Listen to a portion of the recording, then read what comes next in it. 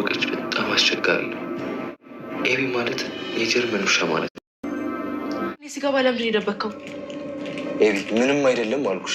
ምንም ካልሆነ ስጠኛል። ያው እንዴ ምን ይሰራልሽ አልኩኝ። ሰላም ለአንቺ ብቻ ነው እንዲህ የምንነግርሽ። ከኋላ የመጣ አይና ወጣሉ። እኛን እኮ ድሮ ነው የምታውቂው። ኧረ እባክህ ስማ፣ ሰው እኮ ከሰው ብቻ ሳይሆን ከህይወትን መማር መቻል አለባት። ከዚህ ቤት ወጣ ህይወት ምን እንደሆነ መማር መቻል አለባት። ቆይ አሁንም ናታንን ታገባለች እያልሽ እየጠበቅ የደፈረሰው ጠራ፣ የተዳፈነው ተገለጠ፣ የተቀበረው ፈነዳ። አቢጌል በየቀኑ ነገር መቆፈር፣ ጉድጓድ መማስ ሆኗል ስራዋ። ያየችውን ነገር ካላገኘች፣ የፈለገችውን ነገር በእጇ ካልጨበጠች እንቅልፍ የሚነሳት አቢጌል ዛሬ ደግሞ ሰላም እንግዲህ ሲያቀብጣት የሚፈጠረውን አላቅም። ከአንድ ብርቱ ሁለት መድኃኒቱ ይሻላል። ናታን ሚስጥሬን ብቻዬን ይዞ ከምቀበር ብሞት እንኳን ይህንን አደራ ላንተ ልስጥህ፣ እኔ የሆነ ነገር ከሆንኩ አደራ ለልጄ ብላ ለናታን የተጻፈለት ኑዛዜ ደብዳቤ በአቢጌል እጅ ከገባ ነገርየው አበቃ ማለት ነው። ለዘመናት ስትቆፍረው ለዘመናት ስትፈልገው የነበረው ሚስጥር ወጣ ማለት ነው። ይህ ደግሞ የቤተሰቦቿን ህይወትና የአቶ ደረጀን የፈራው ነገር እንዳይደርስ ያደርጋል፣ ወይም ናታን ደርሶ ከዚህ ነገሯ ያስቆማታል። የብዙዎቻችን ምኞት ነው። ናታን ከመጀመሪያውም አቢጌል ይህን ነገር ካገኘችው ነፍስን ማስጨነቅና የሰው ሚስጥር መጎልጎል ነው ስራዋ። የማታገኝበት ቦታ ላስቀምጥ፣ ሰላምስ ለምን አስጠነቀቀችኝ፣ ነገሩ ከበድ ያለ ቢሆን ነው በማለት እሱም እንቅልፍ አጥቶበታል። አቢጌል ግን አደለም ቀናት አደለም ሳምንታት ልጠብቅ ደቂቃ መጠበቅ አቅቷት ናታን ከክፍሉ ሲወጣ ክፍሉን በአንድ እግሯ አቁመዋለች። ማተራመስ ጀምራለች። ሁልጊዜ ክፋትና ተንኮል የሆነው አቢጌል ይህ ስራዋ መቼ ነው ልብ የምትገዛው? ይህ ስራዋ መቼ ነው የሚቆመው?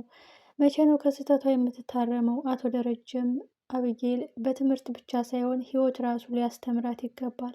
ለዚህም ወደ ውጭ ሀገር ልልካን ነው። ማርትዬ በውሳኔ እንዳትገቢ፣ ሁልጊዜ አንቺ ነሽ ወደኋላ እየጎተትሽ ልጅቷን ያበላሸሻት። ልጅቷ ደግሞ በእኛ መዳፍ ላይ ሆና ምንም ስላልጎደለባት የህይወትን ጣዕም የህይወትን ውጣ ውረድ ህይወት ምን ያህል ከዩኒቨርሲቲ በላይ እውቀት እንዳላት አልገባትም።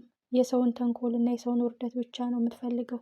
ይህ ደግሞ መጨረሻ ውድቀቷ የከፋ ነው። እኛ እስካለን እንኳን ቆርጠን አንጥላትም፣ አውጥተን አናባረራትም።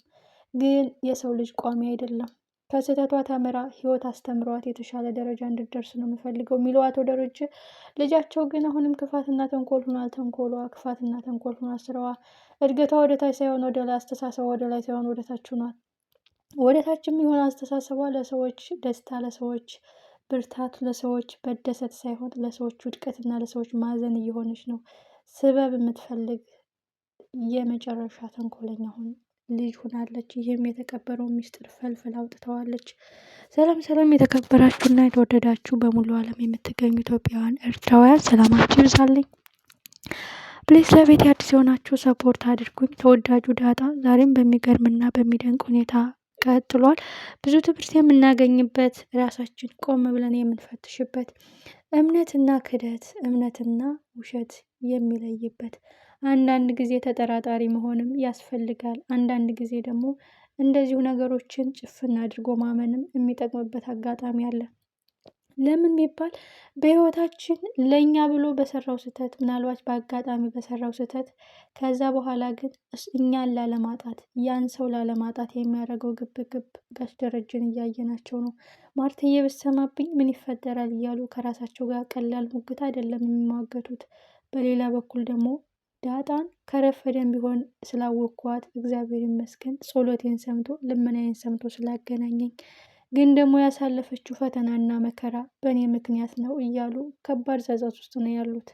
በሌላ በኩል ደግሞ እውነታው መጋለጥ አለበት፣ እውነታውን ማስረዳት አለብኝ፣ በእኔ ጥፋት በተፈጠረች ልጅ እሷ ደግሞ ህይወቷ መዛባት የለበትም እያሉ ከባድ ውጥረት ውስጥ ገብተዋል። ትልቁ ጉዳይ አሁን ሰላም የሚፈጠረውን አይታወቅም። በሰላም እመቤቴ ከገላገለችኝ፣ የሆዴን በጀርባዬ ካረገችልኝ እሰየው፣ የሚፈጠረውን አይታወቅምና ያው ደብዳቤ ናታን አደራ ላንተ ነው የምሰጥህ፣ ዳጣን እንዳትጎዳት፣ በደንብ ተንከባከባት፣ ላንተ ነው ልቧን የከፈተችው፣ አንተ ላይ ነው እምነት የጣለችው፣ አደራ ናታን ብላ የያዘችውን ወረቀት ለናታን ስትሰጠው አቢጌል እንደለመደችው አድፍጣና አትኩራ እየተከታተለቻቸው ነበረ። አቢጌል አይደለም በአይኗ አይታ አይደለም በጆሮዋ ሰምታ እንደዚሁ ነገር አነፍንፋ የምታወጣው አቢጌል አሁንም ክፋትና ተንኮሏ ቀጥሏል። ናታን ክፍል የገባው ማስረጃ የገባው ደብዳቤ የተደበቀ ቤቱን የሚያፈርስ ሰላሙን የሚያናጋ ደስታቸውን የሚያጠፋ ትልቅ ሚስጥር ይዟል። ይህም ቃል የተገባበት ሚስጥሬን ላልናገር ተብሎ የተፈረመበት የልብ ማህተም ወረቀት ላይ ሰፍሮ ተገኝቷል። ይህም በደረጀና በሰላም መሀል የተቀበረው ሀቅ ወረቀት ላይ አለ። ይህ ወረቀት ተገኘ ማለት ማስረጃና መረጃ የሰው ምስክርነት የማያስፈልጋት አቢጌል አይደለም ትንሽዬ ወረቀት አግኝታ እንደዚሁ ልብሽ እንደዚህ አስቧል እያለች ነገር መቆፈር፣ ተንኮል ማሴር የምትፈልገው አቢጌል ወረቀቱ እጁ ከገባ በጣም ከባድ ነገር ይፈጠራል። ሌላው ትልቁ ጉዳይ ናታን የጊዜ ጉዳይ ነው እንጂ የኔ ትሆናለህ እያለችው ነው። ምናልባችም ይህን ሚስጥር አሳልፌ ከምሰጥብህ እኔን ታገባኛለህ ብላም እንግዲህ ልትበቀለውም ትችላለች ናታንን። ግን አቢጌል ይህ ወረቀት እጇ ከገባ ከማየትና የያዘውን ሚስጥር ከማፈንዳት ወደኋላ አትልም። ይህ ከመፈጠሩ በፊት ግን ናታን ቢደርስ የብዙዎቻችን ምኞት ነው።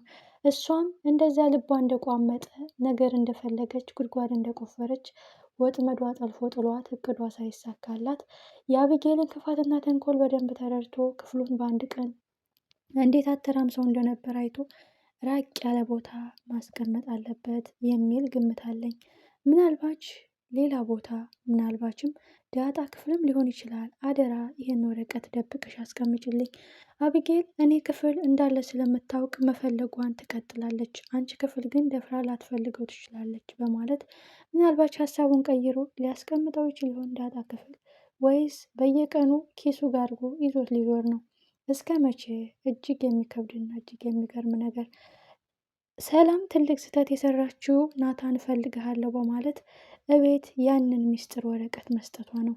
የአቢጌል ተንኮልና ክፋቷን እያወቀች ቢያንስ ከቤት ውጭ ወስዳ ነገርየውን አስረድታ በድብቅ አቢጌል የት እንዳለ ኪስህ እንኳን ሞላ ብሎ እንድታየው አልፈልግም፣ ከኪስ የሆነ የተቀበረ ነገር አለ ብላ ትጠረጥራለች። ስለዚህ በድብቅ ቀብራ አስቀምጠው ይህ ሚስጥር በአንተና በእኔ መሀል ይቅር፣ እኔ የሆነ ነገር ከሆንኩ ለዳጣ ስጥልኝ ብላ መስጠት ሲገባት በየቀኑ የሆነ ፍንጭ አገኛለሁ የሆነ ሚስጥር አጋልጣለሁ እያለች የምታነፈንፈው አቢጌል ባለችበት ክፍል እንዴት ይህን የሚያክል ሚስጥር ወረቀት ላይ አስፍራ ለናታን ትሰጣለች? እጅግ አጓጊና እጅግ ልብ አንጠልጣይ። ኤኒዌይ ምናልባት እንግዲህ ይህ ወረቀት ወደ ሰላም ክፍል ተመልሶ በጣም ድብቅ ቦታ ካልተቀበረ እና ካልተቀመጠ በስተቀር ናታን ክፍል በፍጹም ናታን ካልደረሰባት ፈልፍላ ታወጣዋለች ማለት ነው አቢጌል። የእሷ ጸባይ መቼ ነው የሚስተካከለው? የእሷ ጸባይ መቼ ነው የሚታረመው? ከአቢጌል ምንድን ነው የተማራችሁት? የእውነት ለውሃ ሳይኮሎጂስት እንደቀጠሩላት ሁሉ ለአቢጌልም ምን አለ ሳይኮሎጂ ውስጥ ቢቀጥሩላት። ምክንያቱም ዛሬ ነገ እያለች ይች ልጅ ራሷን ስታ የሰውን ሕይወት የምታዛባ ደስታን የምትቀማ ሆናለች። እስኪ እናንተ ገምቱ። ወረቀቱን አይታው ነው ፈገግ ያለችው? ወረቀቱን አይታው ነው የሳቀችው? ወይስ አይታው ልታወርድ ስትል ናታን ይደርስባታል? እጅግ አጓጊና እጅግ ልብ አንጠልጣይ። አቶ ደረጀ እንደፈለጉት ወደ ውጭ ሀገር መላክ አለባት።